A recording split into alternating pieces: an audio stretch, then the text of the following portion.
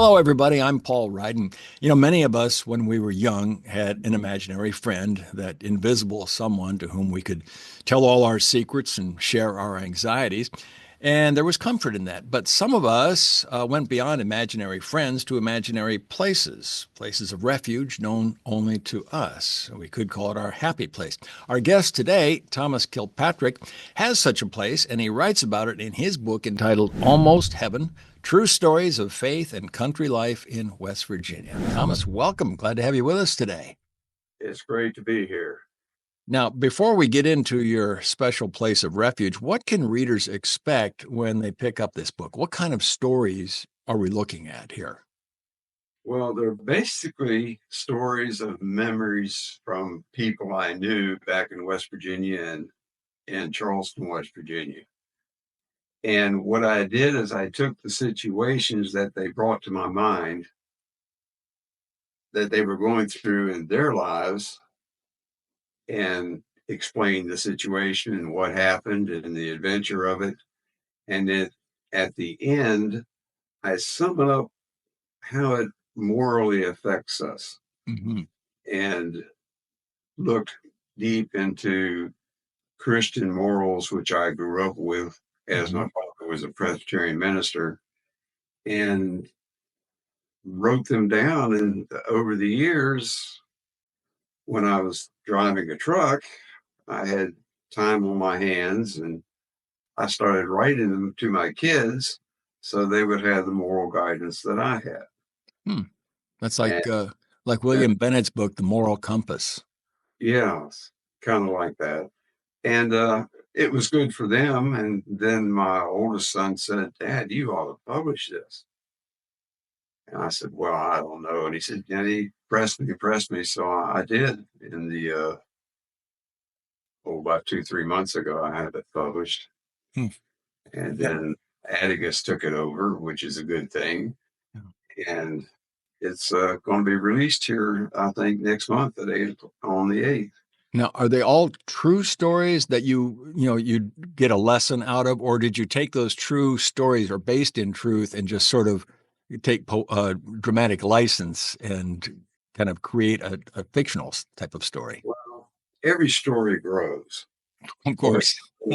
it's fiction based on true events, Okay. which I expanded, added to, and stuff like that. But it was all inspired by actual things that really happened.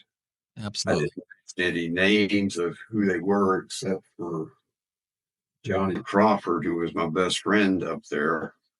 And then I just changed names around to keep everybody, of course, nobody's alive today, but just to keep their identity protected. I didn't want to tell somebody else's story. Yeah, I did something similar to that shortly after high school. I put together a kind of a memoir of my senior year in high school, and I changed a few stories, elaborated a little bit, changed all the names and stuff like that.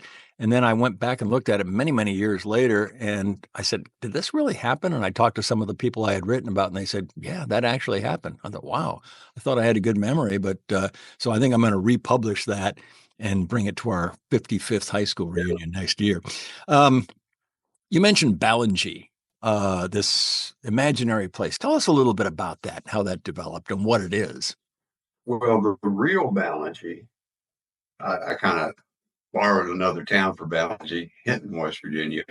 But the real Ballingy was a post office, a convenience store, and a furniture shop.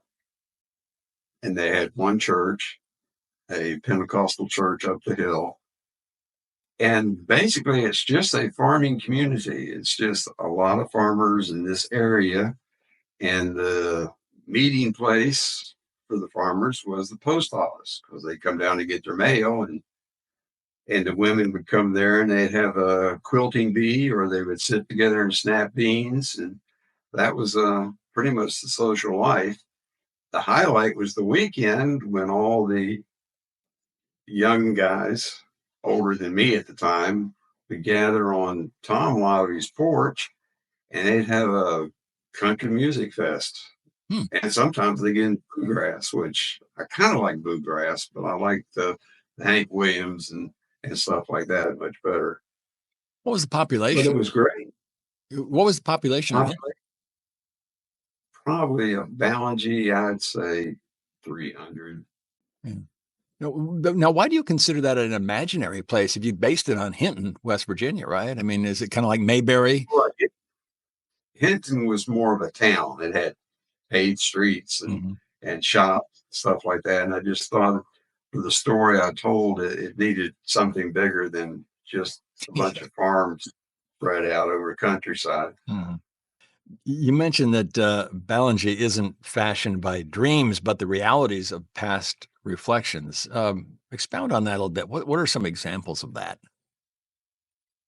Well, I first went there because my dad was a pastor, and every other week he would preach at the church and talk at West Virginia, about 5 miles from Balangi. And I met a couple there named Lester and Fonda. And after a few times, they asked my mother if they could take me home for a week. And my mom was a little slow in coming around to saying yes. Gee, I wonder why. And she, yeah. And she said yes, but he'll probably want to come home today. But I did. I stayed the whole week, and it was just wonderful. It was wonderful working on the farm, doing what chores I could, feeding the chickens and filling up the water troughs for the cattle and snapping beans, which I always thought was kind of woman stuff. And she tried to teach me to milk a cow, but I couldn't quite get the hand on that. Yeah. But it was super exciting. And they invited me back every summer, even Really? after I moved to Florida for until 1965. I went up there by bus or train. So And the people there, they remembered me. And I was just, when I got there, I was one of the family, the community family. And then I spent a lot of time in Hinton. We lived there for 4 years, and some of the things in Hinton I employed into it. So it was really it was neat. well, you said that a quote from you is, "If I have faith, then I can dream. If I can dream, then I can have hope. And if I have hope, then I can have a life worth living." It all seems to start with faith. How does your spiritual perspective influence the creative process? Well, when I get to the end of each story, it has a lot to do with it because a lot of what they went through, and I'm not saying they were all born again Christians up there, but they were the Christian culture. Mhm. And some of the trials, although I didn't make them as bad as they might have really been, but it would have required faith to get through it, because faith is, to me, is believing in what God said. And because he said it, he can't lie. So it's true. So then your faith requires you to act as if it's already happened until it actually does. Mhm.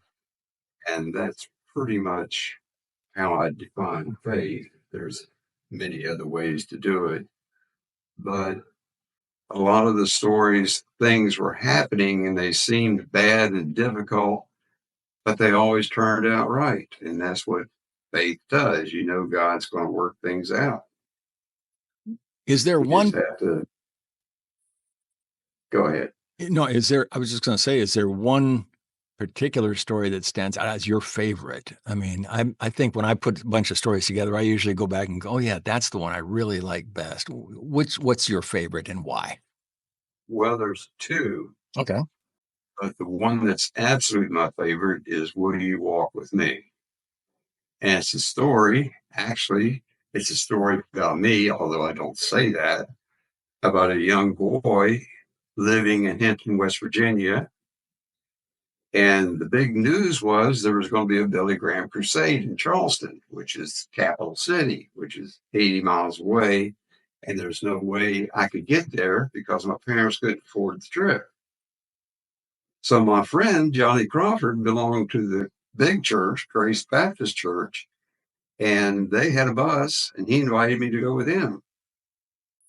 And I went to the crusade. I was amazed by the amount of people. I mean, the whole town of Balangi could have been Billy Graham's choir. Yeah. And At the end, didn't really remember the message, but he began to give his invitational, as Billy Graham does. And he asked people to come forward now and receive Jesus Christ.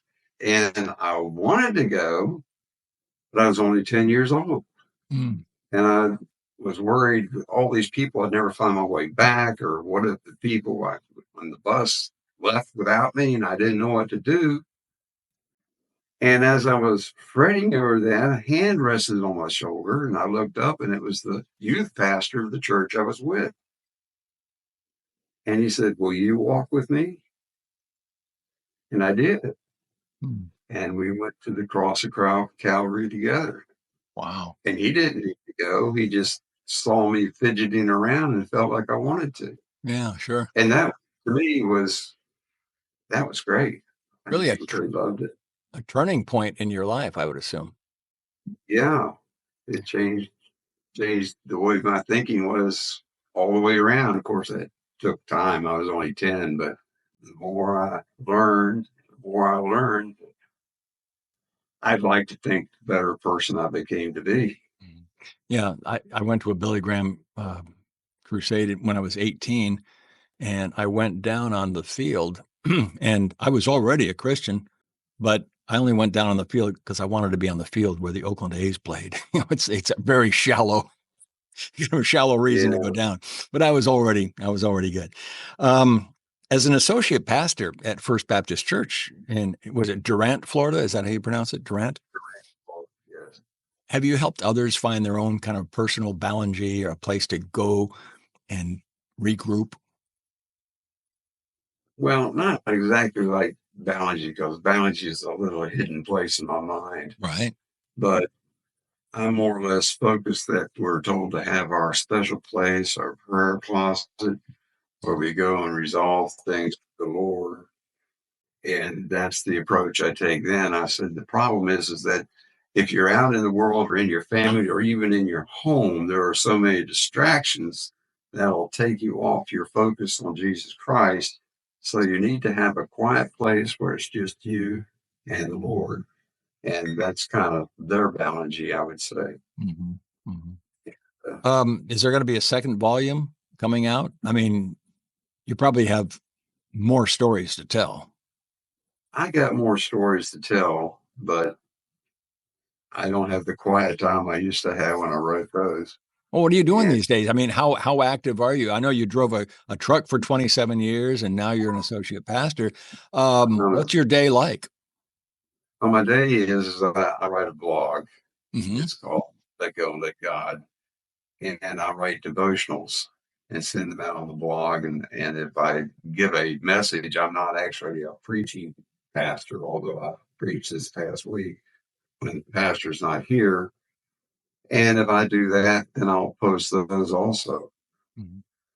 I got about 1,400 entries on my blog. So I've been doing it for ever since I've been at this church, was 2011 is when I came here. Well, it sounds to me like you've got the makings of another book. Yeah, I mean, you've probably already got do. 1,400 entries. Good grief. Get them out Yeah. there. I'm with your kids. Get it published. Well, I may do that next. We'll see. Well, I'm always fascinated by people's writing process. And so yours is the writing the blog so you're writing practically every day. That's my thing is writing. Yeah. I write a whole lot better than I speak. Well, it was interesting that the Olympic runner Eric Little in 1924 was a missionary from Scotland. And he said that, God made him fast, but I can't remember the exact quote, but he said when he runs, he feels God's pleasure. And that must be how it is for you when you write. Yeah. Well, the key to my writing, not necessarily in the beginning, but some of the things I brought up, even in the book, that couldn't have possibly been by my thinking. So I think the Lord really inspired a lot of that book. And I write out my messages and then I make notes, just bullet points with the Mhm. scripture. and I get up there to preach, and I don't say anything I wrote down. It just comes to me. So I know the Spirit's leading me, and that's a fantastic feeling. You bet. Well, thank you so much for joining us and taking us on a journey to a very special place. The name of the book again is Almost Heaven: True Stories of Faith and Country Life in West Virginia. Thomas, thanks so much for being with us, and have a great rest of the day. It was great to be here. Thank you. And thank you, folks, for spending a few minutes with us right here on Global Book Network. I'm Paul Ryden.